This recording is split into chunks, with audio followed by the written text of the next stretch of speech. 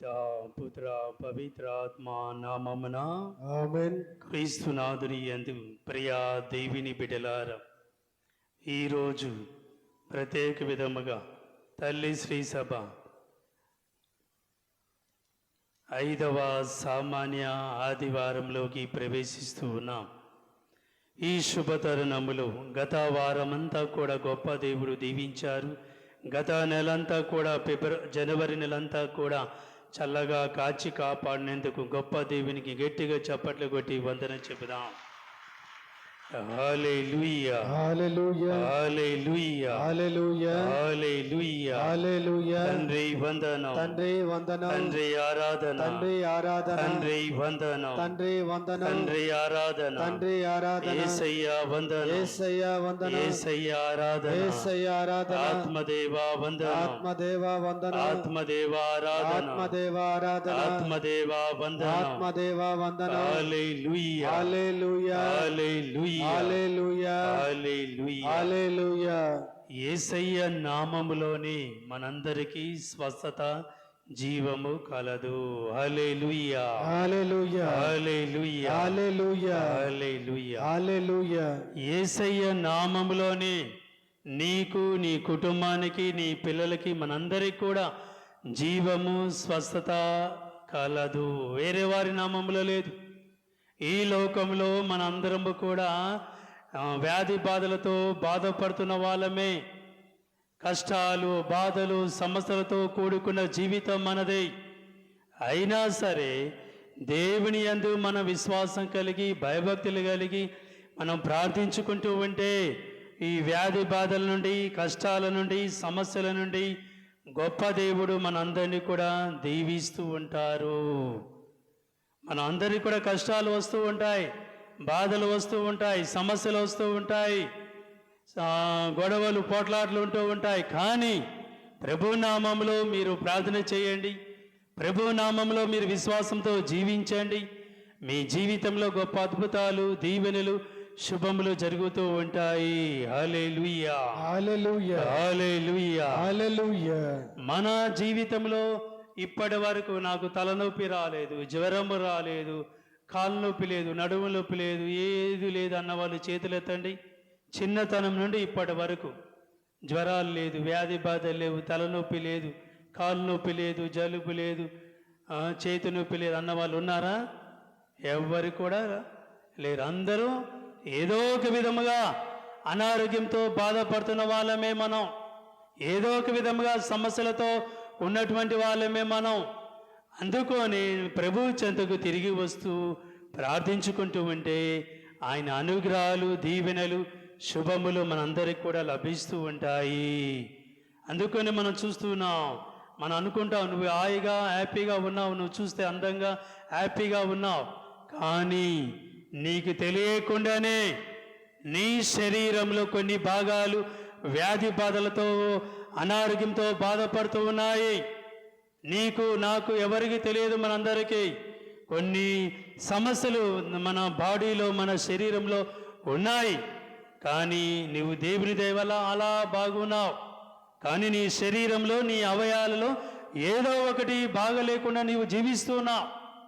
ప్రతి ఒక్కరు కూడా తల అరికాల నుండి తల వరకు కూడా మనం ఏదో ఒక బాధతో ఉన్నామే వాళ్ళం, మనం సమస్యలతో ఉన్న వాళ్ళమే.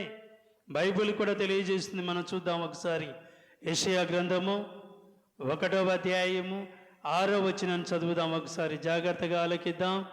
మన జీవితాలలో, మన శరీరంలో ఏ ఒక్కటి కూడా సరైన భాగం లేదు. అనారోగ్యంతోనే ఉన్నాం మనం అందరం. కానీ మనం చూస్తే హాయిగా హ్యాపీగా ఉన్నాం అనుకుంటూ ఉంటాం. కానీ నీ వ్యాధి బాధలకి, గాయాలకి, దెబ్బలకి ఆయన ప్రతిరోజు కూడా స్వస్థతను ఇస్తూ ఉన్నాడు నీ కోసం. చూద్దాం, వాక్యాన్ని చదువుదాం ఒకసారి. అరికాలు నుండి, అరికాలి నుండి నడినెత్తి వరకు, నడినెత్తి వరకు నీ దేహమున, నీ దేహమున, నీ శరీరమున ఆరోగ్యకరమైన భాగమే లేదు. చూడండి, ఆరోగ్యకరమైన భాగము లేనే లేదు. నీ తల నుండి నీ తల నుండి కాలు వరకు దెబ్బలు, కాళ్ళు వరకు దెబ్బలు, గాయములు, పుండ్లతో నిండి ఉన్నవి. పుండ్లతో నిండి ఉన్నవి. నీ పుండ్లకు చికిత్స లేదు. నీ పుండ్లకు చికిత్స లేదు, కట్టు కట్టలేదు, తైలము పూయలేదు. తైలము పుయ్యలేదు. చూడండి ప్రియ దేవుని బిడ్డలారా, అరికాలి నుండి నడినెత్తి వరకు నీ శరీరంలో, నీ అవయంలో, నీ బాడీలో ఆరోగ్యకరమైన భాగము లేనే లేదు. కానీ నీవు చూస్తానికి హాయిగా, హ్యాపీగా, ఆనందంగా, ఆరోగ్యంగా ఉన్నావు. ప్రభువు దయ వల్ల ఈరోజు నీవు ఆరోగ్యంగా ఉన్నావు. గట్టిగా చప్పట్లు కొట్టండి ప్రియ దేవుని బిడ్డలారా. హల్లెలూయా, హల్లెలూయా, హల్లెలూయా. మరొకసారి విందాం ఆ వాక్యాన్ని గట్టిగా చదువుకుంటూ. ఆ వాక్యాన్ని వినండి. మన శరీరంలో చూడండి, అరికాలు నుండి నడినెత్తి వరకు నీ దేహమున ఆరోగ్యకరమైన భాగమే లేదు. ఆరోగ్యకరమైన భాగము లేనే లేదు. నీ తల నుండి కాలు వరకు దెబ్బలు, గాయములు, పుండ్లతో నిండి ఉన్నవి. నీ పుండ్లకు చికిత్స చేయలేదు, కట్టలేదు, తైలము పూయలేదు. చూడు, ఎవరేం చేయలేదు నీకు, కానీ ప్రభు దయ వల్ల నీవు ఆరోగ్యంగా ఉన్నావు. ప్రతి ఒక్కరికి కూడా ఏదో ఒకటి ఈ రోజులు, ఆ రోజుల్లో చక్కగా ఉదయం తెల్లారు గంటకు లేచేవాళ్ళు, చక్కగా పని పాటలు చేసుకొని పనులకి, చదువులకి, చిన్న చిన్న ఉద్యోగం వెళ్ళేవారు. ఇప్పుడేంత అంతా లేజీ. 7 గంటలకు లేస్తారు, చదువు లేదు, ప్రార్థన లేదు, పూజలు లేవు. రాత్రితో 10:30-11 గంటలకు టీవీలు, సెల్ ఫోన్లు చూసుకుంటూ హాయిగా ఉంటూ ఉన్నారు. ఇంకెక్కడ ఆరోగ్యంగా ఉంటుంది మనకి? చిన్న పిల్లలకి కంటి చూపు లేదు, చిన్న పిల్లలకి చదువులు వెనకబడిపోతున్నారు. మనం కూడా పని లేదు, హాయిగా ఇంటి దగ్గర కూర్చుంటూ ఉన్నాం. అప్పట్లో మన తల్లిదండ్రులు, ముత్తాతలు ఎలా చేసేవాళ్ళు? చక్కగా పని చేసేవాళ్ళు, చాలా సంవత్సరాలు జీవించేవాళ్ళు. ఇప్పుడు భర్త కష్టపడతాడు, లేకపోతే ఎవరో ఉద్యోగం చేస్తారు, అందరూ కూర్చొని తినడమే. భయము, భక్తి భావాలు లేవు, పూజ ప్రార్థన లేవు, దేవుణ్ణి మర్చిపోతూ ఉన్నారు. అందుకని ఈ సమస్యలన్నీ కూడా వస్తూ ఉన్నాయి. వ్యాధి బాధలు, సమస్యలు ఇవన్నీ కూడా వస్తూ ఉన్నాయి. దేవుని మర్చిపోతూ ఉన్నాం మనం. ప్రార్థన లేదు, పూజ లేవు, భక్తి భావాలు లేవు. అలాంటి సమయంలో ఇలాంటి సమస్యలు మనం తెచ్చిపెట్టుకుంటూ ఉన్నాం. డాక్టర్లు ఎన్ని హాస్పిటల్ ఉన్నాయి ఈ రోజుల్లో. చూడండి, అప్పట్లో ఎక్కడో ఒకటి మారుమూల ఉండేది, రాజ్యంలో అమెరికా హాస్పిటల్ అంతే. అప్పుడు తర్వాత ఇప్పుడు పుట్టగొడుగులాగా పుట్టకొచ్చాయి హాస్పిటల్. శ్రీకాకుళంలో ఒక 5-6 హాస్పిటల్ అంతే. విజయనగరం, వైజాగ్ కూడా అలా ఉండేవి. ఇప్పుడు హాస్పిటల్ ఎవరి కోసం? మన కోసమే. నువ్వు ప్రార్థన లేదు, పూజలు లేవు, కష్టపడేది లేదు, చదువుకునేది లేదు. టీవీలు, సెల్ ఫోన్లు పట్టుకొని గంటలు గంటలు చూస్తూ ఉన్నా. ఇంకెక్కడ ఆరోగ్యంగా ఉంటాం మనం? సమస్యలతో తెచ్చుకుంటూ ఉన్నాం. కాబట్టి వీటి నుండి మనం బయటపడాలి అంటే దేవుని మర్చిపోరాదు. ప్రార్థన చేసుకుంటూ విశ్వాసంతో మనం ముందుకు సాగాల. ప్రార్థన చేస్తే అనారోగ్యంతో ఉన్నవారికి, సమస్యలో ఉన్నవారికి అన్నీ కూడా పోతూ ఉంటాయి యేసయ్య నామంలో. మనం చూస్తున్నాం. యాకోబు గారు రాసిన లేఖ 5వ అధ్యాయము తీయండి ఒకసారి చూద్దాం. యాకోబు గారు రాసిన లేఖ 5వ అధ్యాయము 13-15 వచనాలు చదువుతూ ఉంటే వ్యాధి బాధలతో, సమస్యలతో, అనారోగ్యంతో ఉన్నవారి కోసం మనం ఏం చేయాలి అని ప్రభు యొక్క వాక్యం మనకు తెలియజేస్తూ ఉంది.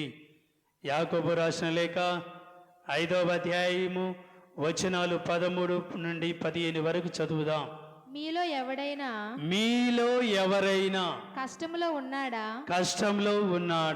అయినచో అతడు ప్రార్థింపవలెను. ఎవడైనా సౌఖ్యంగా ఉన్నాడా? ఉన్నచో అతడు స్తుతింపవలెను. అతన్ని దేవుని స్తుతించాలి. మీలో ఎవడైనా వ్యాధిగ్రస్తుడా మీలో ఎవడైనా వ్యాధిగ్రస్తుడా అయినచో అతడు సంఘం పెద్దలను పిలవవలెను. అతని సంఘ పెద్దలను పిలవవలేను. వారు అతని కొరకు ప్రార్థింతురు. వారు అతని కొరకు ప్రార్థింపవలేను. ప్రభువు నామమున వానిపై తైలము పోయుదురు. వానికి తైలము పోయిదురు. చూడండి ప్రియ దేవుని బిడ్డలారా, అనారోగ్యంతో ఉన్న వారి కోసం ప్రార్థన చేయాలా, మంచిగా ఉన్నవారు దేవుని స్తుతించాలా, తైలంతో అద్దుతూ ప్రార్థిస్తూ ఉంటూ దీవెనలు పొందాలి అని ప్రార్థించుకోమని ప్రభు మనకి తెలియజేస్తున్నారు ఈరోజు. హల్లెలూయా, హల్లెలూయా, హల్లెలూయా. హల్లెలూయా. వ్యాధి బాధలతో ఉన్న వారి కోసం, సమస్యలో ఉన్న వారి కోసం మనం ప్రార్థన చేస్తే తప్పకుండా ఆ ప్రభు మనకు దీవెనలు ఇస్తూ ఉంటారు, ఆశీర్వాదాలు ఇస్తూ ఉంటారు. ప్రియ దేవుని బిడ్డలారా, ఈరోజు మనం సుశేషణలు చూసి ఉన్నాం, ఆలకించి ఉన్నాం. యేసు ప్రభు జ్వరంతో బాధపడుతున్నటువంటి పేతురు అతను స్వస్థపరిచారు. తర్వాత అనేక దయ్యాలు, సాతాన్లు ఉన్నవారిని కూడా, వ్యాధి బాధలో ఉన్న వారందరినీ కూడా ఆయన స్వస్థపరిచారు, దీవెనలు పొందారు, ఆరోగ్యంగా ఉన్నారు. మమ్మల్ని దీవించండి యేసయ్యా, ఈ వ్యాధి బాధల నుండి, ఈ సమస్యల నుండి, ఈ దయ్యాల నుండి అని అందరూ వచ్చి ఆయన దగ్గరికి వచ్చి దీవెనలు పొంది ఉన్నారు. ఆయన దగ్గరికి వచ్చి అనేక మంది దయ్యాలు కూడా మాట్లాడకుండా అవి పారిపోయాయి. యేసయ్య నా ప్రార్థిస్తూ ఉండగా, దీవిస్తూ ఉండగా అంత శక్తి ప్రార్థనలో ఉంది. ప్రియ దేవుని బిడ్డలారా, కాబట్టి మనం కూడా ప్రార్థన చేయాలా, దేవుని స్తుతించుకోవాలా, విశ్వసించాలా. గొప్ప దేవుని యొక్క దీవెనలు నీవు నీ కుటుంబం పొందుతూ ఉంటే ఈరోజు నీ కుటుంబం, నీ పిల్లలు ఇంకా గొప్పగా ఆశీర్వదింపబడతారు ఆ యేసయ్య నామములో. హల్లెలూయా, హల్లెలూయా. తర్వాత యేసు ప్రభు వేద ప్రచారం చేస్తూ ఉన్నాడు. రండి నన్ను అనుసరించండి, మిమ్మల్ని కూడా ఇలాంటి వ్యాధి బాధలో ఉన్న వారికి, దుష్ట శక్తులతో, సాతాను శక్తులతో ఉన్న వారికి, సమస్యల్లో ఉన్న వారికి మీరు దీవెనలు ఇవ్వాలి అని యేసు ప్రభు శిష్యులను కూడా పిలుస్తూ ఉన్నాడు. కాబట్టి మన ప్రియ దేవుని బిడ్డలారా, అన్య మతస్థులు కూడా ఆయన యందు ఆయన ద్వారా దీవెనలు పొందిన వారు ఎంతో మంది ఉన్నారు. మనం మాత్రమే కాదు, దేవుని బిడ్డలు మాత్రమే కాదు, అన్య మతస్థులు కూడా వ్యాధి బాధలతోను, సాతాను శక్తులతోను, దుష్ట శక్తులతో పోరాడుతున్న వారందరూ కూడా యేసయ్య నామములో, యావే దేవుని నామములో కూడా దీవెనలు, ఆశీర్వాదాలు పొందినటువంటి వారిలో అన్య మతస్థులు కూడా ఉన్నారు. చూద్దాం ఒక వ్యక్తిని, నామాన్ అనే వ్యక్తిని. రాజుల 2వ గ్రంథము 5వ అధ్యాయము వచనాలు 10 నుండి 15 వరకు చదువుదాం. ఒక వ్యక్తి, నామాన్ అనే ఒక వ్యక్తి, గొప్ప వ్యక్తికి కుష్ఠరోగం వచ్చింది. అలాంటి వ్యక్తి, అన్య మతస్థుడు కూడా దైవ సేవకుని గురించి, యావే దేవుని గురించి తెలుసుకొని ఒక పని మనిషి ద్వారా వచ్చి దీవెనలు పొందడానికి వస్తూ ఉన్నాడు. ఆ వాక్యాలు ఆలకిద్దాం. రాజుల 2వ గ్రంథము 5వ అధ్యాయము వచనాలు 10 నుండి మనం చదువుదాం. ఎలీషా అతని వద్దకు సేవకుని పంపి నీవు వెళ్ళి యోర్దాను నదిలో 7 సార్లు స్నానము చేయు. నీ శరీరమునకు మరలా ఆరోగ్యము చేకూరును అని చెప్పాను. కానీ ఆ మాటలు విని, చూడండి, ఆ మాటలు విని నామాను ఏమంటున్నాడో చూద్దాం. ఆ మాటలు విని నామాను ఉగ్రుడయ్యను. అతడు ప్రవక్త వెలుపలికి వచ్చి నా ఎదుట నిలుచుండి తన దేవుని ప్రార్థించి కుష్ఠ సోకిన భాగముపై చేయి త్రిప్పి నా వ్యాధి నయము చేయననుకొంటిని. చదువు. దమస్కు నందలి అబాను, పర్పరు నదులు ఈ ఇజ్రాయేల్ నది కంటే మేలైనవి కావా? నేను ఆ నదిలో స్నానం చేసి ఆరోగ్యము పొందలేనా? ఆయన అంటున్నాడు, వెళ్ళి యోర్దాను నదిలో నువ్వు స్నానం చేయమంటే, ఇలాంటి నదులు మా దగ్గర చాలా ఉన్నాయి, అక్కడ నేను స్నానం చేయలేనా అని ప్రశ్నించాడు. తర్వాత మనం చదువుదాం ఏమవుతుందో. అనుచు అచ్చటి నుండి వెడలిపోజొచ్చాను. అప్పుడు సేవకులు అతనికి అడ్డుపడి, అయ్యా, ప్రవక్త నిన్నేదైనా కష్టమైన కార్యము చేయమని ఆజ్ఞాపించిన ఎడల నీవు తప్పక చేసి ఉండేది వాడవే కదా. ఇప్పుడు అతడు చెప్పినట్లే నదిలో స్నానము చేసి శుద్ధి పొందుట సులభము కదా అనిరి. ఆ మాటలు ఆలకించి నామాను యోర్దాను నదికి వెళ్ళెను. ప్రవక్త ఆదేశించినట్లే నదిలో 7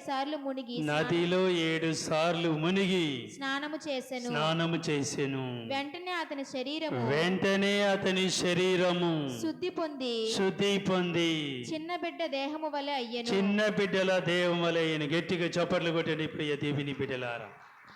కుష్టి రోగంతో బాధపడుతున్న అన్య మతస్థులైన నామాను యోర్దాను నదిలో దైవ సేవకుడు చెప్పిన విధముగా 7 సార్లు మునిగి తేలు అన్నప్పుడు స్పందించి తర్వాత 7సారి తేలినప్పుడు చిన్న బిడ్డ దేహం వలె మారిపోయింది. తర్వాత ఈ అన్య మతస్థుడు ఏ విధంగా సాక్ష్యం పలుకుతున్నాడు 15వ వచనాన్ని మనం చదువుదాం. ఈ నామాను ఏ విధంగా సాక్ష్యం పలుకుతున్నాడో విందాం ఒకసారి. అంతటా నామాను తన పరిజనముతో ఎలీషా చెంతకు వచ్చి అయ్యా ఈ భూమి మీద ఇశ్రాయేలు దేవుడు తప్ప మరొక దేవుడు లేడని నాకిప్పుడు స్పష్టమైనది. గట్టిగా చప్పట్లు కొట్టండి ప్రియ దేవుని బిడ్డలారా. ఒక అన్య మతస్థుడు ఈ భూమి మీద ఇజ్రాయేలు దేవుడు తప్ప, మన దేవుడు తప్ప, మీ దేవుడు తప్ప వేరే దేవుడు లేడని ఆ కుష్టి రోగంతో నయ్యమైన తర్వాత చక్కగా సాక్ష్యం పలుకుతూ ఉన్నాడు. అంత చూడండి, ఈ వ్యాధి బాధల నుండి నయ్యమైనటువంటి ఆ వ్యక్తి గొప్ప దేవుని గురించి సాక్ష్యం పలుకుతూ ఉన్నాడు. మరి ఈరోజు నీవు నేను మనందరము కూడా ఆ దయామయుడు కరుణామయుని యొక్క నామంలో ఈరోజు వ్యాధి బాధల నుండి సమస్యల నుండి విడుదల చెంది హాయిగా జీవిస్తున్నాము అంటే ఆయన ప్రేమ, ఆయన కరుణ అని చెప్పవచ్చు. Because of his mercy and love, ఆయన ప్రేమ, దయ, కనికరాల వల్ల ఈరోజు నీవు, నీ కుటుంబం, నీ పిల్లలు, మనమందరము కూడా జీవిస్తూ ఉన్నాం. ఆయన ప్రేమ ఎంత గొప్పదో మనం చూద్దాం ఒకసారి. కీర్తన 13వ అధ్యాయం తీయండి ఒకసారి చూద్దాం. దేవుని ప్రేమ ఎంత గొప్పగా ఉండబోతుందో మనం చూద్దాం. కీర్తన 13వ అధ్యాయము వచనాలు 1 నుండి 3 వరకు చదువుదాం. ప్రభు యొక్క ప్రేమ ఏ విధంగా మన మీద కుమ్మరించబడుతుందో చూద్దాం ప్రియ దేవుని బిడ్డలారా. ప్రభు, నీవు నన్ను ఎంతకాలము విస్మరింతువు? కలకాలమున నీ దివ్య ముఖమును ఎంతకాలము నా నుండి దాచుకొందువు? నా హృదయము ఎంతకాలము రేయింబవలు దిగులుతో నిండి ఉండవలను? ఎంతకాలము నా శత్రువులు నా మీద రెచ్చిపోవుదురు? నా దేవుడైన ప్రభు, నీవు నా వైపు చూచి నాకు జవాబు చెప్పుము. నాకు ఆరోగ్యమును దయచేసి మృత్యువు నుండి నన్ను కాపాడమంటున్నాడు. చూడండి ప్రియ దేవుని బిడ్డ, కీర్తనకాడు ఏ విధంగా ప్రార్థిస్తున్నారు చూడండి. ఆ 3వ వచనం చదువుదాం మరి ఒకసారి. నా దేవుడైన ప్రభు, నీవు నా వైపు చూచి నాకు జవాబు చెప్పుము. నాకు ఆరోగ్యమును దయచేసి మృత్యువు నుండి నన్ను కాపాడుము. హల్లెలూయా, హల్లెలూయా, హల్లెలూయా. ఆ విధముగా ఆయన ప్రేమ ద్వారా మనం ప్రార్థిస్తూ ఉంటే తప్పకుండా ఆయన మనకు ఆరోగ్యాన్ని ఇస్తూ ఉంటా. ఈరోజు మనం మొదటి పఠనం ఆలకించి ఉన్నాం. యోబు గ్రంథం నుండి తీసుకోబడింది. యోబు జీవితాన్ని మనం పరిశీలిస్తే అతని జీవితమంతా కూడా కష్టాలు, బాధలు, సమస్యలు, వ్యాధి బాధలతో నిండికుండి ఉన్నాయి. స్నేహితులు విడిచిపెట్టి పారిపోయారు, కుటుంబ సభ్యులు విడిచిపెట్టి పారిపోయారు. చివరికి ఆయన భార్య కూడా, ఏంటిది మీ దేవుడు ఎన్ని కష్టాలు మనకిస్తున్నాడు, భార్య కూడా పారిపోయింది, భార్య కూడా విడిచిపెట్టి వెళ్ళిపోయింది. అయినా సరే ఈ బాధలు, ఈ కష్టాలు, ఈ సమస్యలు, ఈ వ్యాధి బాధలు నన్ను ఏమి చేయవు, నా దేవుడు నాకు తోడుగా ఉన్నాడు అని విశ్వాసంతో ఆయన ముందుకు సాగిపోయాడు. భార్యతో అంటున్నాడు, దేవుడు మనకి శుభములు ఇచ్చినప్పుడు సంతోషంగా ఆనందంగా స్వీకరించావు. కష్టాలు, బాధలు, సమస్యలు, వ్యాధులు వచ్చినప్పుడు దేవుడిని నువ్వు ఎందుకు నిందిస్తున్నావు అని భార్యను కూడా ఎదిరించినటువంటి వ్యక్తి యోబు గారు. దేవుడు అన్ని ఇచ్చినప్పుడు ఆనందంగా ఉన్నావు, కష్టాలు బాధలు వ్యాధులు వచ్చినప్పుడు, నువ్వు అనారోగ్యం వచ్చినప్పుడు నా దేవుని నువ్వు నిందిస్తావా? వెళ్ళిపో, పర్వాలేదు, నా దేవుడు నాకున్నాడు అని యోబు తన భార్యను కూడా ఎదిరించి మాట్లాడినటువంటి గొప్ప వ్యక్తి యోబు గారు. గట్టిగా చప్పట్లు కొట్టండి ప్రియ దేవుని బిడ్డలారా. దేవుని గురించి అనవసరంగా మాట్లాడుతున్నప్పుడు ఇది తప్పు అని ఖండించినటువంటి వ్యక్తి యోబు గారు. తన భార్యను కూడా చూడకుండా ఖండించాడు. నా దేవుని నువ్వు నిందిస్తావా? అన్ని ఇచ్చినప్పుడు హాయిగా ఉన్నావు, నీవు సంతోషంగా ఉన్నావు, ఇప్పుడు అన్ని తీసిపోయిన తర్వాత వ్యాధి బాధలు సమస్యలు వచ్చినప్పుడు నా దేవుని నువ్వు నిందిస్తావా? వెళ్ళిపో పిచ్చిదానని భార్యను కూడా పంపించేశాడు. అంత గొప్ప మహనీయుడు యోబు. ఆయన పడినటువంటి కష్టాలు కానీ బాధలు కానీ నీవు నేను మనందరం ఎవ్వరు కూడా భరించలేము కూడా. అన్ని బాధలు అనుభవించినటువంటి గొప్ప వ్యక్తి యోబు గారు. అందుకొని ప్రియ దేవుని బిడ్డలారా, దేవుడు గొప్పగా అతన్ని దీవించి ఉన్నాడు. మునపటి కంటే 2 రెట్లు ఇంకా గొప్పగా ఆశీర్వదించినాడు యావే దేవుడు అతన్ని.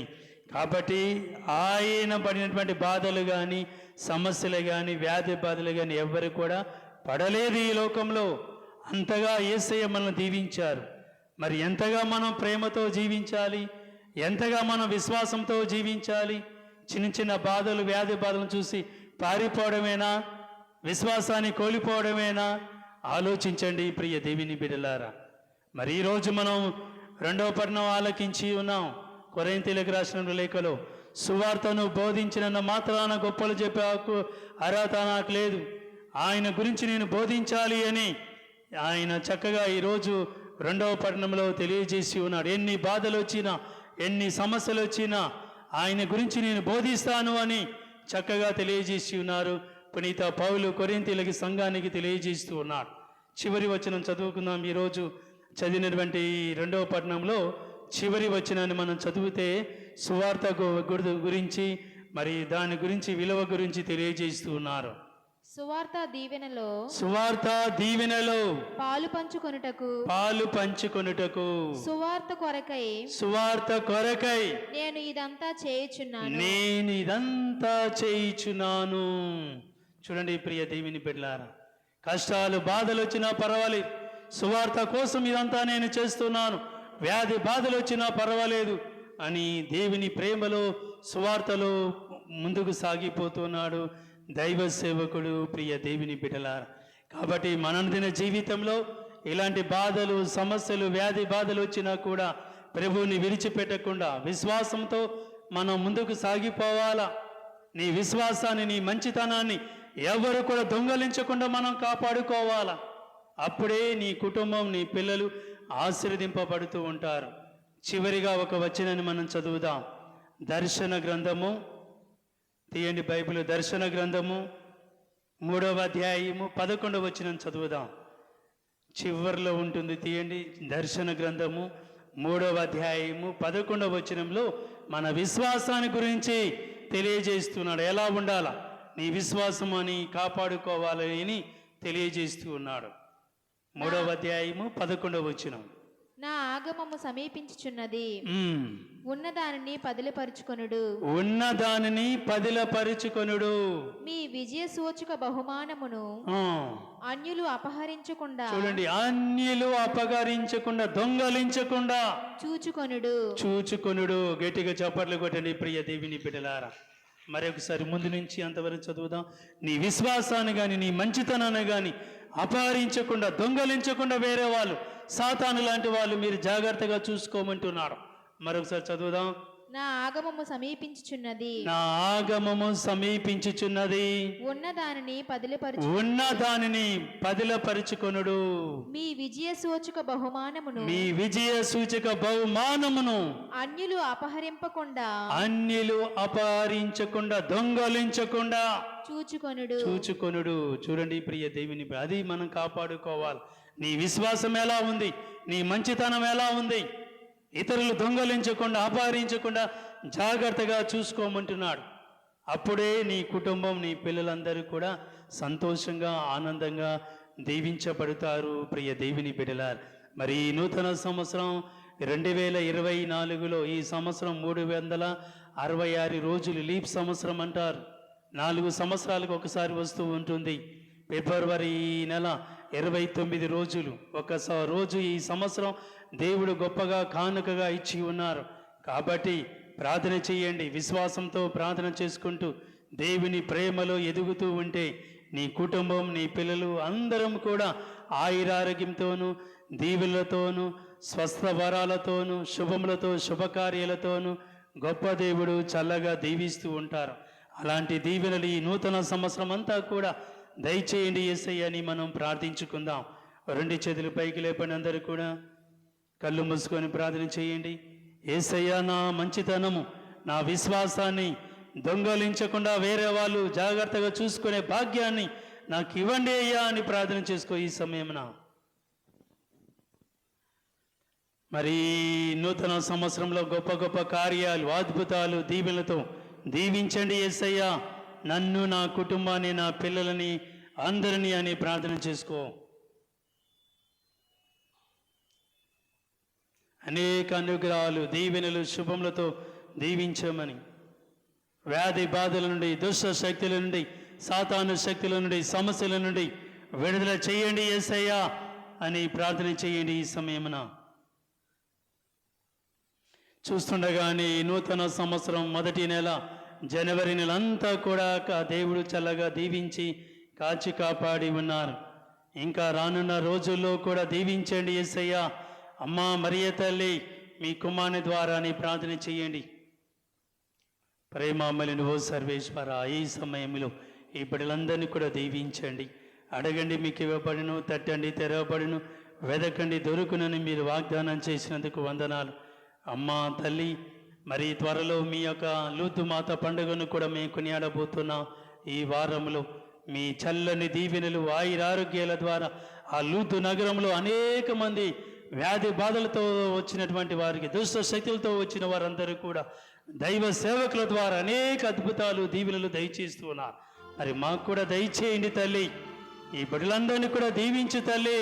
మీ కుమారుని ద్వారా తాకి స్వస్థపరచండి తల్లి అని ప్రార్థిస్తుండగా మా ప్రార్థన ఆలకించమని వేడుకుంటూ ఉన్నాం. ఏ ఒక్కరు కూడా బాధపడకుండా, ఏ ఒక్కరు కూడా వ్యాధి బాధలతో, దుష్ట శక్తులతో పోరాడకుండా వారందరినీ కూడా విడుదల దయచేయమని వేడుకుంటూ ఉన్నాం. తల్లి, నీ ప్రేమ, మీ కుమారుని యొక్క అనుగ్రహాలు చాలా గొప్పది తల్లి. ఈ బిడ్డలందరినీ కూడా దీవించమని వేడుకుంటూ ఉన్నాం. త్వరలో మేము తపస్కాలంలోకి ప్రవేశించబోతుండగా పాత జీవితాన్ని స్వస్తి చెప్పి కొత్త జీవితం మాకు దయచేయండి తల్లి. మీ కుమారుని ద్వారా వ్యాధి బాధలతో కానీ, దుష్ట శక్తులు ఏది కూడా మా దరిదాపు రాకుండా మా కుటుంబాలను, మా పిల్లలందరినీ కూడా చల్లగా దీవించి కాచి కాపాడమని నజరీయుడైన యేసయ్య నామములో ప్రార్థిస్తూ అడిగి వేడుచున్నాము తండ్రి. పితా, పుత్ర, పవిత్రాత్మ నామమున. అందరం లేచి నిలబడి మన విశ్వాసాన్ని ప్రకటించుకుందాం. విశ్వాస సంగ్రామం.